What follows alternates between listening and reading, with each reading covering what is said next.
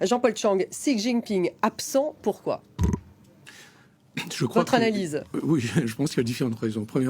Premièrement, je pense qu'il a accordé énormément d'importance au récent sommet des BRICS à Johannesburg, où il a rencontré effectivement déjà Modi pendant assez longtemps. Ils ont eu un tête-à-tête, enfin une réunion de face à face pendant assez longtemps. Au mois de juillet. Oui, c'est ça, il n'y a pas si longtemps. Et que d'autre part, je pense que de manière un peu... il ne veut pas voler la vedette non plus. C'est aussi une sorte de geste compte tenu de l'importance accordée. Vous pensez qu'il lui laisse justement qu'il lui laisse la vedette ? On ne peut pas exclure qu'effectivement c'est finalement une façon de se dire que c'est pas très très important. On s'est déjà vu, d'autant plus que je pense qu'il n'a pas très envie de rencontrer Monsieur Biden. Je pense que compte tenu des différentes décisions prises par l'administration américaine en matière justement de fourniture d'armement à Taïwan, etc.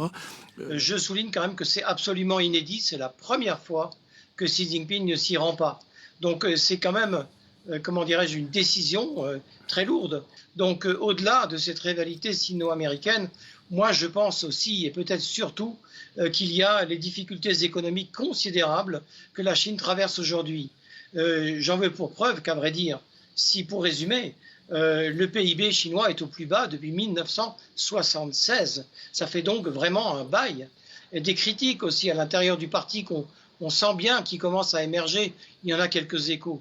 Donc il faut qu'il reste pour s'occuper de ses affaires intérieures. C'est un peu ça ce que vous dites. Oui, alors, si vous voulez, c'est un, les affaires intérieures, et deux aussi, la Chine qui est en position de faiblesse.